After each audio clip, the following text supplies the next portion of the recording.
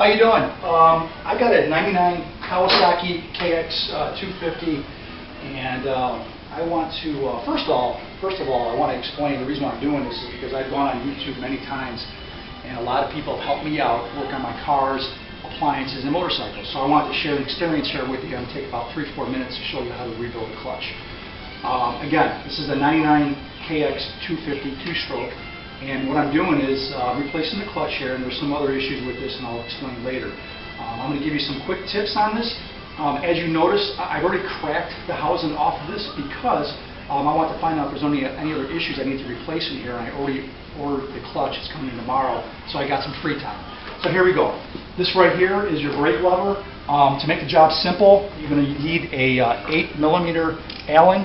What I did is I popped the pin off the brake, loosen this, obviously counterclockwise, and release the spring here, and the whole mechanism just comes sliding right off, simply. You're going to need to do that because it's easier to pop off the cover. The cover has multi 8mm bolts. The longest bolt is on the bottom at the 5 o'clock position, and you're going to need to remove all these bolts to get at it. Obviously, before you do this, you're going to want to drain the transmission fluid out of the bike, which I've already done, and to speed up the process to show you. Again, I want to make this a quick 3-4 minute video for you, just for the first timers rebuilding the clutch, so you know what to expect. Alright, so you're going to have to replace the gasket later on. These are actually 10mm bolts. You're going to want to disconnect these in a crisscross pattern, like a star pattern, evenly, and take your time with it. I've already taken this off, and I've already did the crisscross pattern, so just to avoid watching me do this and retighten it, I've already done that. So I'm going to go ahead and pop these bolts off.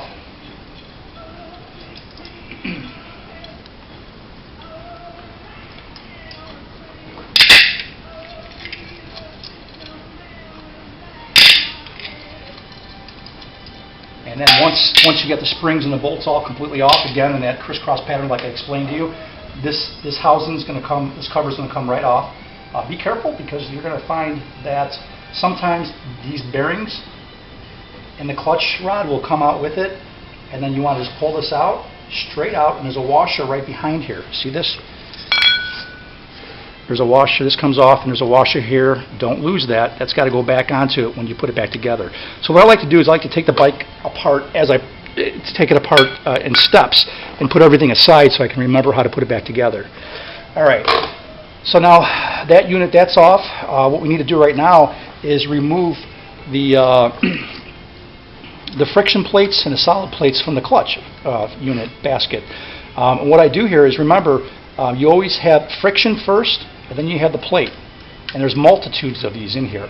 So I like to just kind of pop these all out.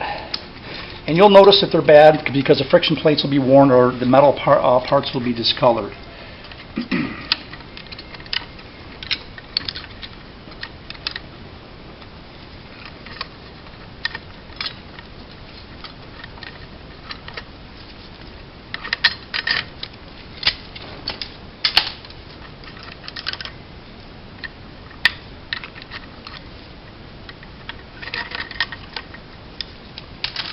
And we're almost there.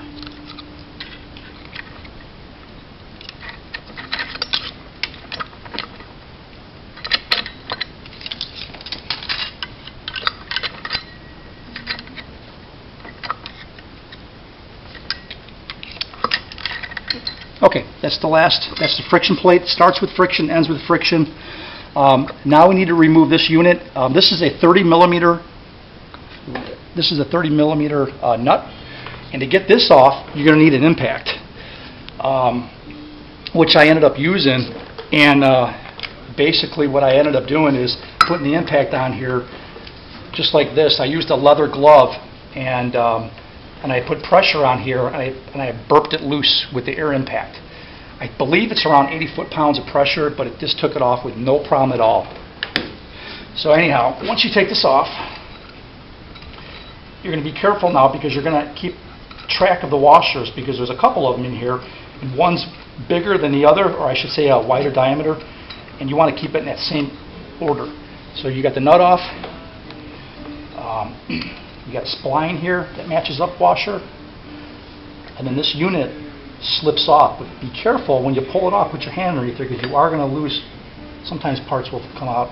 We're okay. There's the back of it. And then here's that washer I was telling you about.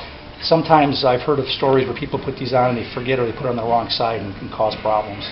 So there you go. This comes off, and you're going to have a collar and 2 sets of bearings that want to pop off with it, which is fine. That comes off. I kept them on the spline there just to show you. One of the common problems if you're having a rattling noise is that these pinion bearings can go bad, or this collar race can be excessively worn. Mine seem to be just fine. They rolled good, so I'm going to clean them, put them back, and not replace them. So anyhow, that's what you want to check for these. According to the manual for the bike, the primary gear here, if you have excessive wear in here, that could also cause a rattling noise to your clutch. So this seems to be fine as well. This gear right here, this is for your kickstart gear. This normally, typically, there's a copper washer in here, or I should say a bearing sleeve, and that can kind of get worn. But all this does is kickstart the bike. It's not doing a whole lot, so you can have some allowed slop in there for the threshold. I'm going to leave that and put the bike back together in the reverse steps that I just showed you.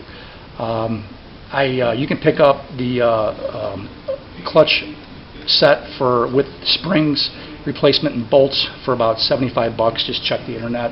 I decided to go OEM. I paid a little bit more, but that's just me. Anyhow, you take the reverse order to put the bike back together, and I would show you if I had the parts with me, but I don't. But anyhow, I'm going to do it in those same steps. Remember also, if you decide to take this collar out and these bearings, there's also a washer back here too. Make sure that goes back in that same spot, and just don't mess up your washers, because if your clearance is off, your bike's going to be really screwed up. But anyhow, I just wanted to share that with you, and good luck with your rebuild. Thank you.